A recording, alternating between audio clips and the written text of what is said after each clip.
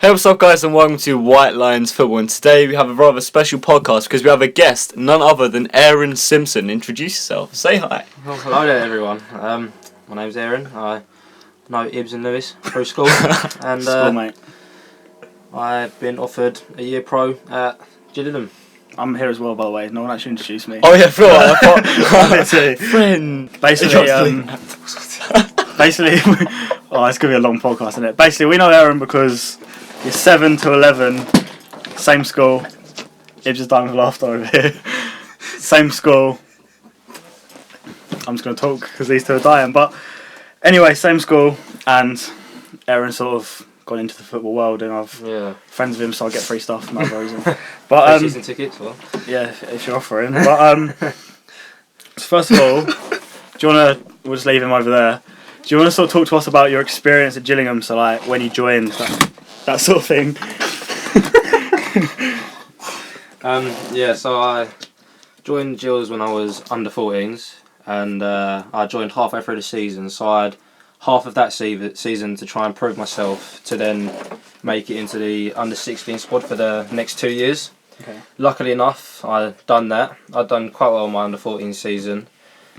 Started off left midfield, then when I went to under 16s, in my first year they moved me to left back, and basically I've played there really ever since under 16s. And then at the end of my under 16 season, after the second year, they decided whether to offer our squad scholarships or not. Right. And then again, luckily enough, I got offered a 2-year scholarship at the club. I remember asking you when you got that. I was like, "Oh, did you find out?" And you were like, "Yeah, I got it." I got it. Oh, I remember posting on Facebook back then, and I used to talk like, if I put is, I put IZ. that is embarrassing. That is embarrassing. But no, luckily enough, I got offered a 2-year scholarship, so obviously I took that. And at the end, it was a couple of months ago now, I got offered a professional contract. And there was 5 of you that got it. Yeah, there's me, Brad, Ben, Noel, and Finn. And then that was out of how many, would you say? 7 or 8 of us. 7 or 8? Yeah, 7 or 8 of us, okay. yeah. So quite a few of us got offered one. Yeah. Well, and that was, like, overall, that was out of, like, the whole squad? No, see, the way it works is we got a mix of second years and first years. Right. So, us second years, we're actually the actual under 18s, and the first years are under 17s. But what we have to do to make a big enough squad to play this season is we have to mix the 2 ages, and you do the same thing at under 16s and under 15s as well. Alright. So the first years have still got another year on their contract before they find out whether they get offered anything. And they're like in your team as well? Yeah. So like, I don't know who. So like Jack Tucker, right? He's a first year, Alright. but he plays for the under 18 still. So so when you said it was out of 8, I was like, yeah, so I was not in the squad obviously. Yeah. Okay. Yeah, so it's like a mix of us. Is he Henry Arnold? Because I know he played in the pre-season. He did, yeah. Is he in your sort of setup? Yeah, he's in our team. Yeah, Right. So he's a first year as well. Same position as you. Eh? Yeah, I don't actually play. That's not my preferred position, so we'll just say he's a left back for now. Alright. So what are you? Left winger.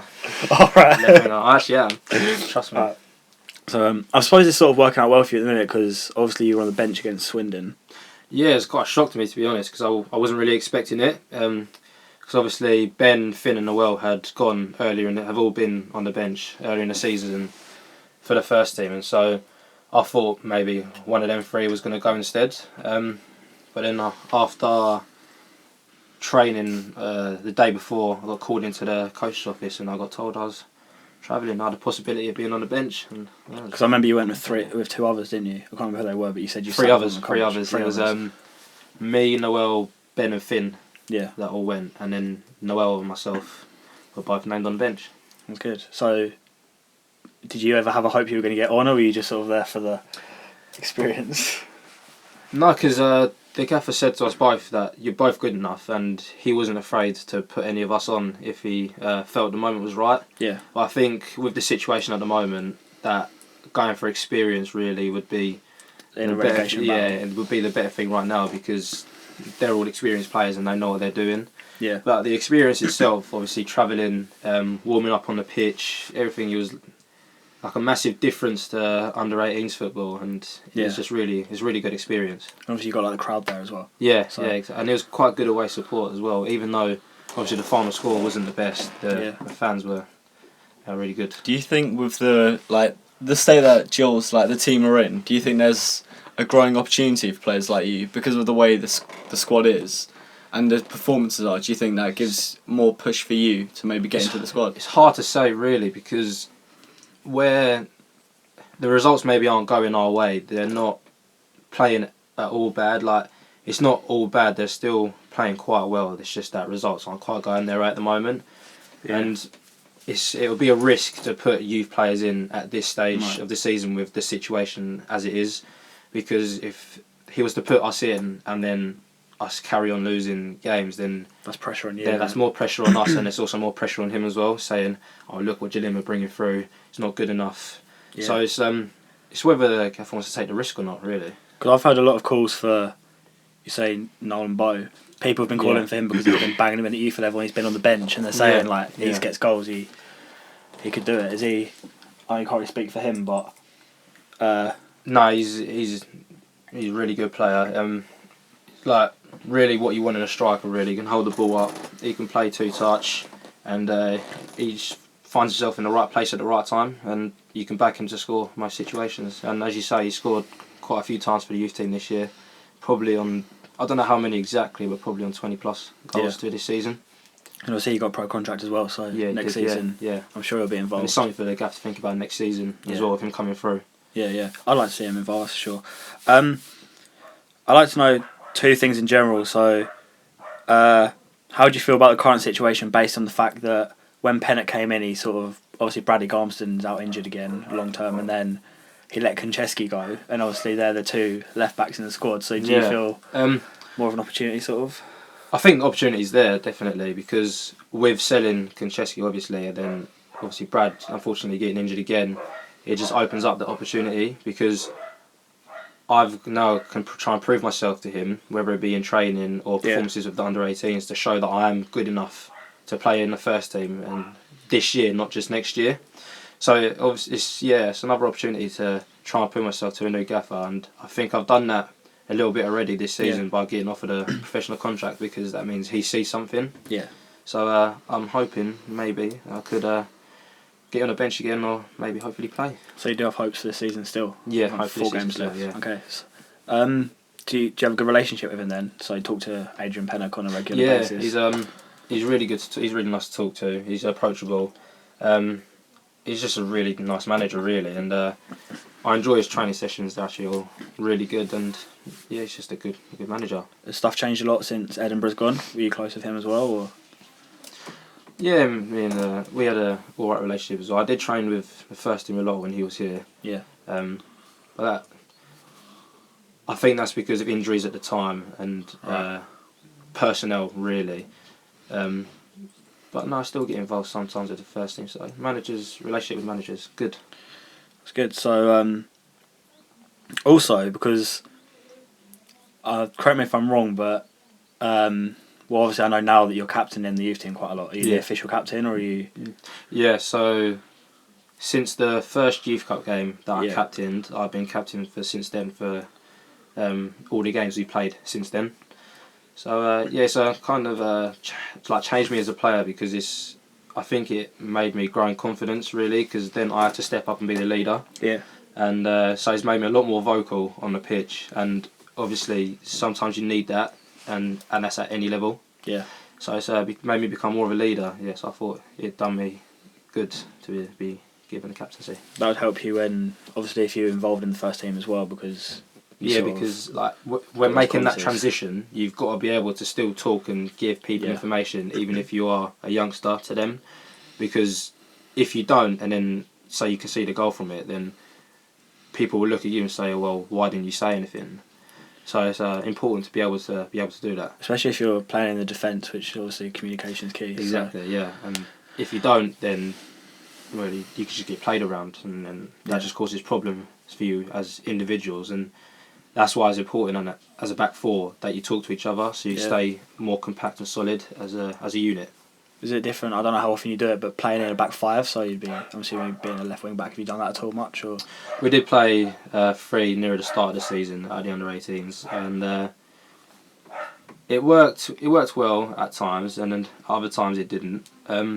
do you play left wing back? I did play left wing back, yeah. And playing wing back is quite hard because you've got to get your distances like spot on, because otherwise teams can just find spaces either out wide or in between the lines. So it's quite hard getting your distances right. But I thought once we had got a little bit used to it, that we started playing quite well.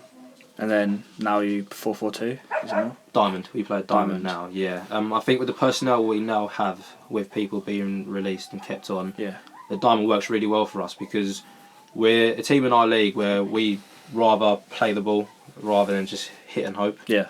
So so we've got more footballers than target men, really, if I'd say like that. Yeah. And with the Diamond, it gives you a lot of opportunities to play, whether it be out wide because your wingers are narrow, or whether it be inside because you've always got that option inside you. So it's a really potent system. It works well for us. And your own team, also away from the first team, you're under 18s. You got aspirations for the rest of the season for that? Or is it finished, or is it? Yeah, we still got. I think it's 4 games left ourselves. Yeah. And we're doing quite well. Some results haven't gone our way where maybe they would have, but that's just sometimes getting that bit of luck when you're playing, and that always hasn't always come to us this season. But no, our performances on the pitch have really shown what we can do and have shown our ability as a team. So why so many of you got contracts compared to previous years then? So I would say so. Yeah. So you all in the talk about your team in the cup. You went to the 4th round Sheffield Wednesday away. Hillsborough, and you also went to Plymouth. Plymouth away. Yeah. Is that the height of the stadiums you played in? I guess. Yeah, Sheffield Wednesday. That was. I know the result didn't go your way, but I saw everyone tweeting like, "Oh, brilliant experience" and all that. Yeah, it was. Yeah, pitch probably one of the biggest I've ever played. It was insane, honestly. It's just the atmosphere, really, and it wasn't because there was lots of people there. It was just of the stadium itself. It just made the experience so much better. And I think we were unlucky that night, to be fair. A couple of sloppy mistakes led to goals, and maybe if that didn't happen, maybe we'd got the win. What score was it? 3-0 to them in the end. Yeah, because I saw. I hate when your team loses 3-0. Reference to last night, anyway.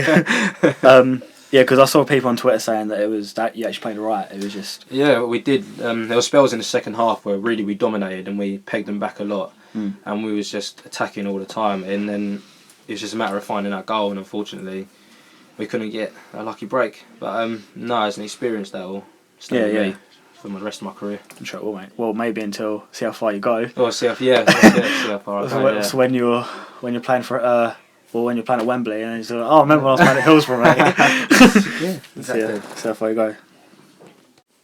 So obviously now, since you're the captain of your team, has that changed you as like a person, your maturity? Has that have you felt like you've had to take on a new role, and how's that influenced you? Yeah, so taking on a new role for myself, because I've never actually captained any age of Gillingham before. Really? And yeah, no, never. And it's had to make me more mature because I've had to be like kind of a role model to my team on and off the pitch, and it's made me more of a leader as well. Which, as a captain, you have to be a leader because when stuff's not going right, you're the one who has to keep the team going, keep them plugging away. Yeah, and they look to you really on the pitch, and so yeah, it's made me a more vocal player on the pitch, and it's made me more mature, definitely.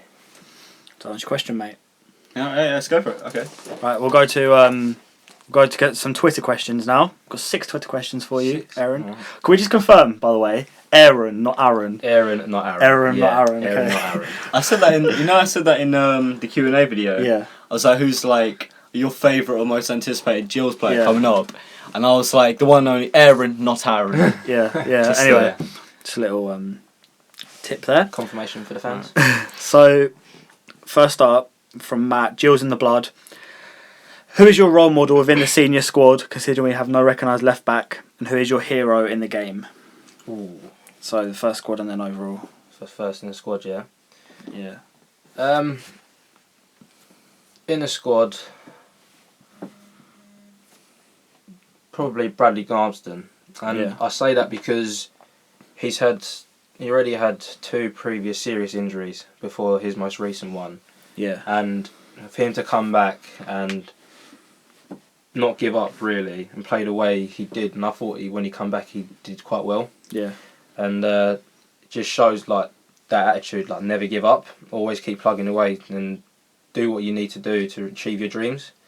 And I had to learn that the hard way last year when I broke my ankle. I broke my ankle, and I was close to quitting last year as well. And if it wasn't for that and never say die attitude, then I probably would have quit last year. Yeah. But I didn't. And when you're injured, doing the stuff you have to do to come back is important, and it also gives you the opportunity to do other things to help you. So I bulked up last year whilst I was injured, and this made me a better player now. And for him to come back the way he did, it was unfortunate in the way he done it again. She was crying on the pitch, wasn't he? And so I wish him a speedy recovery too, back again. But yeah. Are you close with him, like? Yeah. All the first team are really nice, really, and they'll all talk to you. Then none of them are really big time. None of them are like, oh, we're the first team. Yeah, you're youth team. exactly. Yeah, none of them are like that. So they're all good to do. Yeah, they're all good to talk to. Yeah, and hero in the game, Lionel Messi. Oh, Lionel Messi. Yeah, complete opposite side of the pitch. It is to you, mate. It is, but I class myself as a winger, so that's why. The management of your team know this, that you prefer to be a winger? Right? Yeah, okay. they do. Yeah. Okay. But no, yeah, it's just the way he plays. Is like, obviously sometimes you're not going to be a good sportsman all the time, but most of the time he is. I think he's a good role model off the pitch. You never really hear about him doing much except for one thing. But he did that celebration. Did you see I did. Yeah, just the meaning behind it was really nice as well. Yeah. So for why he did it. So yeah, I think he's a good role model, and the way he plays, I think it's sort of like you, really, isn't it? It's like small. Yeah, quite small, but quite strong, and then he doesn't dive or anything. He always tries to keep going. Do you know what I mean? And with people like Ronaldo, I'm not saying he dives all the time, but then when he does, sometimes you think you're that big and you're that strong. Why bother? Do you know? And like Messi doesn't do that, so. So Messi over Ronaldo then. Yeah, every day. I'd have to say Messi over Ronaldo. Yeah. Fair enough. Now he's just got to pay his taxes. Anyways, so this one is from, now I asked last time, is it Louis, but it's Lewis Hart, I believe. So it is, what is your second favourite sport if you wasn't a footballer, and you know, what sport would you take up? I'd probably do long distance running. Yeah. Because I think that's one of the good parts of my game. Really, I've got quite good stamina. So I remember like the school stuff. The school. Yeah, tournament you go to. I used to do 1500 meters at school. Yeah, so I think I'll probably go into athletics, and if I had to choose one event, then it probably would be one of the long distance events. I'd probably go into doing that. Yeah. Didn't you do high jump one, or wasn't it one of the jumping ones? You came last because you got chucked in at the last minute. Yeah, I got chucked in the last minute, and let's just say the bar was actually taller than me, so I couldn't actually get over it. So I came last on that. Yeah, not my strongest. Fair enough. Do you think you'd like actually pursue that as a career, or would you just? Yeah, I would. Yeah, and then so sport basically. So yeah, I'd try and stay in sport as much as I could. Really. Alright, fair enough. Can I make a quick? I'm gonna quickly drift and say, if you weren't in sports, where do you see yourself?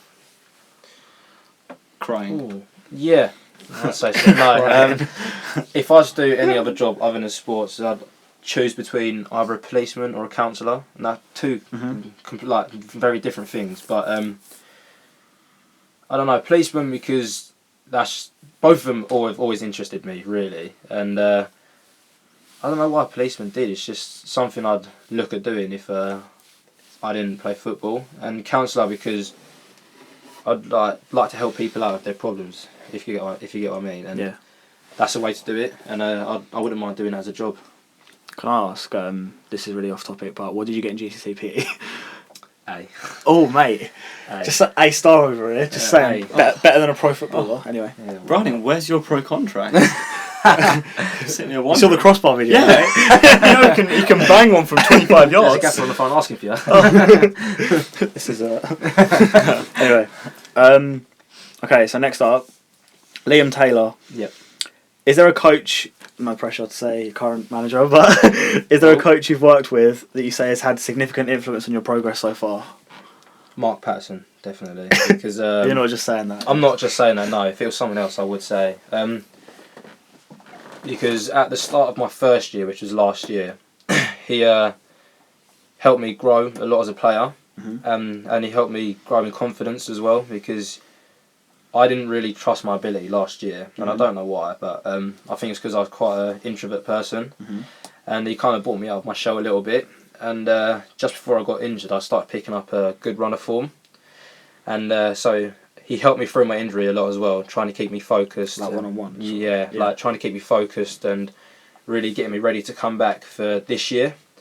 And he gave me a lot of confidence during that time, and I think that's why I came back as a better player to last year. And he's helped me a lot. He's helped me a lot through the past 2 years, and so I give him a lot of credit for helping me get a professional contract.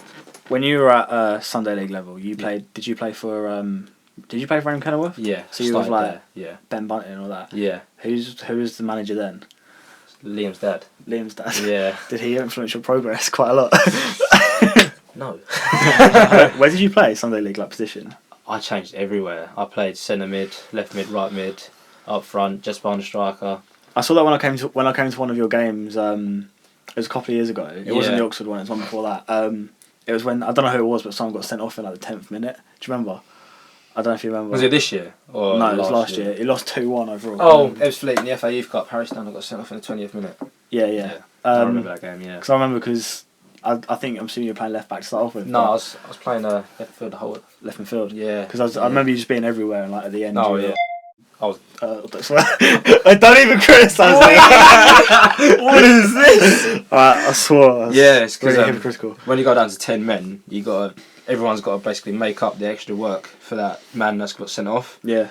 You're in like CDM, mate. Yeah, I was literally everywhere. CDM, left midfield, left back, everything. It's working so hard, and unfortunately, I dragged a shot at the end. Yeah, I remember that. I was very disappointed. I was like, no way. Yeah, I saw the space open up, and I hit it. I went, yes. Oh no. Did you score a lot? You scored this season? I scored twice this season. Twice. Oh. Yeah. Good goals. Mate, I've scored 50% as Aaron this season. You scored one in Sunday League. Yeah, scored one. To be fair, it was a volley. Ever since then, I've never Did you even play had a together shot. for school at all? I'm I assuming think in year 7 we did. I sat on the bench a lot. He was like, "Oh, where's my position?" Yeah, left back on the bench. I think in year 7, year 7 to 9, yeah. Year 7 to 9 we played a lot in the school team together. And year 10, it was mostly actually I guess I can kind of flow on, which is back in when we were in school, it was clear back then. I'm not just saying this because you're here. It was clear who were the boys who were going to grow up to be going to get into the team. I remember, obviously, I was just a kid sitting on the bench. I was by far, I'll say as it is, I was the worst guy in the team, but I was always happy to go to the games. Yeah. And it was clear because it was your pace was something that's why I always see you as a striker and an attacking player rather than being a left back. Yeah. Which is a position I know too well, unfortunately. It's just I always see because your pace and your determination actually because you're a small guy, but I've always considered you quite strong and and I think your stamina particularly on the wing and up front I think logically makes sense. Yeah. So I'd say it's a bit strange hearing you playing left back. further back, but the fact that you've managed to adapt I think says a lot about you. So yeah, well done to that one. I remember the Kent Cup final you played. You went off injured, didn't you? Yeah, dislocated my shoulder. Didn't a teammate injure you? Finn O'Mara done that. Yeah. Did he actually? Yeah. Really? I didn't know who it was. Yeah. But I think David Lammin in goal at the time took a goal kick, bounced over him, and obviously he's gone for the ball. He's not done it on purpose or anything. But the way I've landed, I was landed straight on my shoulder, and it popped out. And then when I rolled back over, it popped itself back in at the same time. You went up straight crying, after. Yeah, that it hurt so much. You are Bradley Garmston, mate. Going off crying. And now you captain the team that you played. Not Bradley Garmston, but Phil O'Mara. Yeah. Funny that. Changes. Do you have another question, Ibrahim? Yeah, up to standards. I took the. I thought it was your question next. So I put my phone in. Let me scroll. That one there. Okay, so this one is from Lee Clifton. Yep. Who does Aaron Simpson think is the best left back currently playing, and why does Aaron think that player is best? So basically, who's the left back currently and why? In the whole world. So who's the best left back in the world, basically? Yeah. Except for you. Obviously me. No. It's got to be Ibrahim Khwaja. Sharpies. I think Danny Rose for Spurs. I think he's a really good left back. Yeah. Yeah. And the thing with fullbacks nowadays is that you don't have to be great defenders. Like if you've got pace and you can get back and tackle, then you'll be alright. But Danny Rose is a really good defender, I think, 1-on-1. Yeah. And going forward as well, he's quite consistent with delivery into the box, and I think his decision making, not just in a defending third, but higher up the pitch, so I think is really good. Yeah. So yeah, if I had to say one, I think it'd be Danny Especially Rose. in that, obviously when Spurs play three at the back, sometimes he plays left wing back, doesn't Yeah, he? Because you say about how you changed from a winger to a fullback. I remember some of the fullbacks now. Yeah. I remember when Jordi Alba was a winger. I remember when Danny Rose was a winger. I remember when Seamus Coleman was a winger. So even really late they moved back. Exactly. So what you're saying about defending not necessarily the priority. He started off as a striker, ended up playing left back in his career. And Ashley Cole? There was like Kieran Richardson used to be a striker. Yeah. At Man United, and then he went to I don't even know. Ashley Cole as well started his career. Did he? I'm not sure. There's another left back and who played in the Prem, started off their career as a striker and ended up playing in the Prem at left back.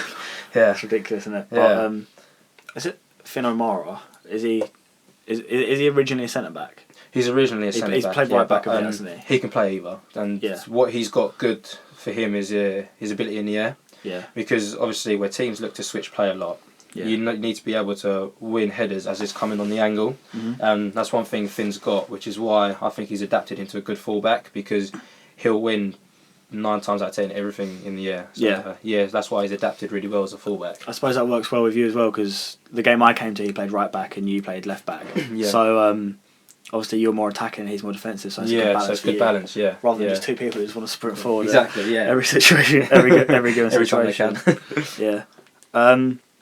So it's from Lewis Fisher. Lewis Fisher from school. Yeah. Does it take a while to get used to playing with the dual squad instead of the youth team? Do you play better or worse? At the moment, I would say worse in training, because it's that transition of going from boys' football, let's call it, to men's football. Yeah. So it's a step up. It's a step up, and it's quite difficult to get used to. Whether it be the strength or the tempo of play, it's quite hard to get used to. But then, once you're in the training session itself and you've got used to the tempo, I start doing quite well. Yeah.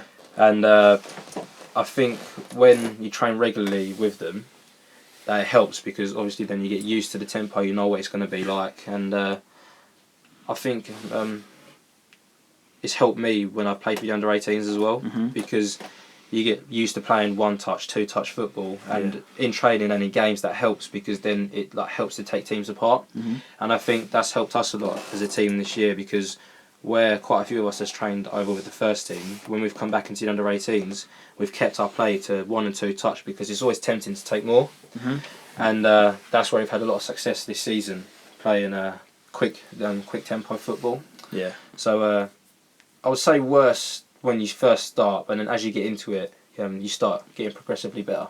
Is the style of football between, obviously, for the under 2 you captain and the first team, is the style of football really different? And can I put my views on this? Yeah. He said that they pass it around. All the first team do is smash it up the pitch every given opportunity, man. I tell you, Cody McDonald, 5'10" or whatever he is, and they're booting it up to him. Yeah. just saying. I know you can't say anything, but I'm just saying. Okay, so in that case, adapting, would you say there's stuff that the first team can learn from your experience in the unders that you think that you can bring to them, or do you think it's totally different? So we bring youth obviously to the squad, and that's good, because youth, you always want to impress. You always want to do the things you can do well, because that's how you've got to where you are, and that's good. And the thing with obviously getting the ball down and playing, if you look at the difference between Premier League and League One, which obviously with the league we're in, well, no one in the Premier League really looks to kick it long. Yeah. They always look to try and play. Actual football. Yeah, football and the thing is, in League One, and not all teams look to do that. And I think it's just the decision making in the moment, whether to go long or whether to play. And obviously, sometimes it's on to play more and they kick it long, but then every age group does that. Our age group does that. There's a lot of times where teams sit off us and we have the chance to play and we go longer. So I think really it's just about getting that balance of it. And I think towards the end of the season now we'll try and play it more. I think it depends on the situation you're in as well. Like the situation in terms of Gills are fighting relegation. Obviously, I don't know if you're aware of it, but they've got the second worst defence out of the 92. No, I didn't know that. But like when you're booting the ball up, you're not under pressure anymore. Do you know what I mean? Yeah, exactly, and that's the thing. And when you relieve pressure like that, it allows you to get up the pitch as a team, and then if you press in the right way, then you can keep the opposite team in their half. And I think that's why it's a good thing sometimes going a bit longer rather than playing. Yeah. Because it gives you that extra outlet, really, when you don't even have the ball, which is a quite positive thing. As you see a lot of the time, you see one big striker and one littler striker. So Gills using Joe Quigley at the minute. Yeah, and then it's just it's like giving that good balance, really. Yeah. And it's good if you've got both, like you said, with Mbo. He's good to hold up. He's quick as well. I think he's the second quickest in our team. And who's quickest? Yeah, Jack Conway. Right. Yeah, and so he gives you like all sorts of outlet. That's why he's such a promising player. Who's the quickest in the first team? Would you say? I think he is Bradley Garnston. Would you say Bradley Garnston? Yeah, I think he is. Yeah. Fair enough. I think Elliot List isn't far off either. Yeah. Because he's quick as well. Yeah, so he's quick. Yeah. Alright, so this question from Italian Gills fan. It says, who's the best player you've come up against whilst being in the Gills youth team? Ooh. So I'm assuming that means like. So that means other teams of it. Yeah, I guess So, yeah. I'd have to say Leighton Orient striker we played against, Tristan. He's insane. Like I remember he scored his goal against us. The ball's bouncing around our area, and he's managed to flick it up over both our centre backs and volley it in, just in front of the 6-yard box. Yeah. And he's just troublesome player because he's always on the move. And as a striker, that's good because you move. You just move the defence around, and when strikers do that, getting your distances as a back four is key. Yeah. And because he's always on the move, it's kind of hard to deal with, and he scores a lot of goals. Like his finishing is one of his best attributes. So do you know him? Like, I don't know him. I know like of him, but right. I know he's playing. He's always with the Leighton Orient first team. This season, obviously they're not in good shape. Bottom of League Two. Bottom League Two, yeah. They've got ownership problems. Yeah, so he's regularly with the first team, and it's fair play to him because he is a good player. I just nearly fell off my chair. Anyway, leading off of that, so in training you train with the first team quite a lot. Sometimes, yeah. Sometimes. Yeah. So do you, in sort of like mini matches or whatever? I've never played for a football team in my life. It's all sorts of stuff. It just depends. If it's like something the manager wants to work on, then they'll do a training session based on that. Defending. What? What? So there is usually something always to work on certain skills. Yeah. So there could be a game of keep ball, work on your one-touch play, quick play, use of your weak foot, stuff like that. And then usually you do go into a 3-team game at the end of training, just before the end of training, just to like get in a game situation. And it's also a bit of fun as well for the players as well. Yeah. See who wins, see who doesn't, and stuff like that. So usually it's quite structured, and there's usually a 3-team game at the end of it. Is it like the same teams? No, it'll change each day. Alright. So it'd be random. Yeah. And are you normally against like the same sort of people? I'm assuming because you play left back, so. Yeah, usually, because obviously during those games I do tend to play at the back with someone, because there is usually 2 defenders on each team. So I do tend to play at the back, and so I'm up against the same people who play up front usually. Is there anyone you particularly don't like facing? Noel, genuinely. Is that including the first team as well? Yeah, like Noel and Cody McDonald. Yeah. Because they're both so strong. I haven't played much against Josh Parker or Joe Quigley, so I can't really say much about them. Yeah. But you've all seen them in games, and you know everyone knows they're quite strong as well. But out of the strikers I've played against, they've been Noel and Cody McDonald. And Cody McDonald was always on the move as well. Mm-hmm. So 1 minute I'll be inside him, and then the next minute he'll be running across the face of me. So it's quite hard to deal with. It's a lot of. I say that's his main game, because even if he could go about half an hour without touching the ball, but he's always running. Yeah, exactly. And he's such a hard worker as well. Yeah. Obviously, that's a benefit to the team as well. Always pressing the keeper, sort of thing. Yeah, exactly. And when you do that to teams, it makes them go long. And then with the centre backs we have, we win it in the air. Then it's good to have a striker like that. Yeah. So I was going to branch off that a bit, but you say you got an agent now. In the process of Of getting an agent. Oh. Yeah. Is that something you knew how to do? Like, did you have to? No, So I never not really what you're thought doing. about. I never really thought about getting one, and it wasn't until decision time was coming up, because I've had quite a few message me this season, Mm-hmm. and I was kind of leaning away from getting one because I'm still quite young, Yeah. and You want to have control of. yeah, and I didn't think there was much point in getting one so young, but where the decision was coming up so soon, I thought it could be a good backup plan because they're there for you as a player. Yeah. That's their job. Yeah, and it's their job to get you clubs, get you playing, and so I thought it was a good time to get one.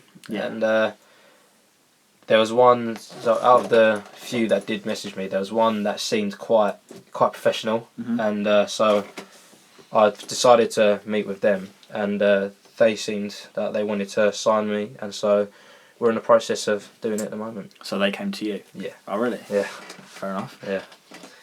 Yeah. I wasn't expecting it either, to be honest, but Yeah. no, it's good. It's good to get it sorted. Yeah. Do you fancy talking us through the process of like how you got told you got the pro deal? So like, I know you said it was on Friday after, but Yeah, so basically in the morning, down at the training ground, it was in the afternoon, it was after training, all of us was talking to Pato after training about what we was working on, Mhm. and then Pato spoke to all of the second years, Mhm. and he said that we was all getting our decisions that day, Right. after lunch. and you were like, oh god. So it was all. So we kind of guessed it was coming because of the timing of it, really, because they want to get it done in time where you can find another club if you get released, or if not, then you can get ready for next season. Mhm. So we all kind of guessed when it was happening, and so after lunch we just sat in the players' lounge waiting to be called into the manager's office, and then Mhm. that's where we got told. Did you all get told together? No, one at a time. So it was Alright. individual. So it's sort of like, so oh, it's- you first, then you. Yeah, then you. so Alright. it's you, yourself, the gaffer, and Pato in the room Alright. together. So you, Adrian Pennock, and Mark Patterson. That's yeah. it. Yeah. Already. Yeah, yeah, That must that's have it, been very, yeah. very nerve wracking. It was, yeah, going in because obviously you don't know what the outcome's going to be, and Yeah. so it's really relieving hearing you are getting offered a professional contract because it's what you work for the whole 2 years of the Yeah. scholar, and even before that. Mm. So myself being at the club since under 14s is what I've been working towards, and it's a real weight off your shoulders to hear that you're good enough to be offered one, but then the hard work doesn't stop. Like Yeah. you've got to work even harder now because Yeah, you're going definitely. from under 18s football to men's football. So that's where really the hard work begins. And obviously you've got a year deal, so you're fighting for. And fighting getting an for extra my one. place still there. Yeah, yeah. Do you have I'm assuming that when you're on the bench, you get Swindon, you just got given a random number. Yeah, I got given the number myself, but then it's not really the number that matters. It's it's the experience, and Yeah. just to have my name on the back of a shirt. Yeah. That's what you work towards really as a player, and so it's really good to see my name on the back of a shirt. Do you have a number you want next year? Because I'm assuming it's going to be permanent. Not yet, no. You're just that going will, to choose for what year. yeah, that will be decided next year Yeah. when the season starts. Yeah. Yeah. Looking forward to it. Yeah. So I think we're just about done then. Yeah, it's pretty much all. I think everyone who's listening, however many, will be for you. This is quite a special occasion. This is, I guess for you it's like a bit strange. It's just three mates effectively. Yeah, But I mean, it's quite a wonderful experience, and thank you so much for being here. Yeah, No worries, thank you. I learned a lot as well. I learned a lot. So I didn't know. Yeah, I've never done anything like this before, so it's quite good to do something like And it's this. kind of strange because obviously I was playing simple Sunday league and listening because obviously I play main left back. Hearing this guy, and he's like, he's made his way up. Yeah. And like hearing the way you want to be this role model, because I mean the way I've seen it's kind of weird. It's like because I'm just like a left back, I'm like, right, it's not really a position for me to be a leader. I'm not really that big. I'm not really the big, tall, physical guy. Yeah. But the way you can mature yourself and become a leader, control boys and so on. I think it's a lesson for a lot of people to learn, even for me as a guy in Sunday League to learn. Yeah. So I think it's been a truly worthwhile experience. Yeah. And you can follow Aaron on Twitter down below because he's not got many followers. Here's my new account. That's why. Alright, It's my fine. new account. We'll go Oh, with he's got. Oh, now he's in a pro contract. You know, new year, new me, and all that stuff. You know. Verified Yeah. too, mate. To be fair, I don't actually know what my Twitter is. Off by Aaron heart. Simpson 10 or something. I Yeah. think it might be Aaron Simpson _10. Yeah. it is. Well, we'll put it in the description anyway. So, yeah, thanks for coming on. I'm sure we'll have you on again at some point. Yeah, thank you for having me on. Yeah, thank you for that. Well, follow us on Twitter. I mean, it's Yeah. probably not what you're interested in, but follow everything else as well. I hope you enjoyed. Please like, subscribe, and we'll see you next time.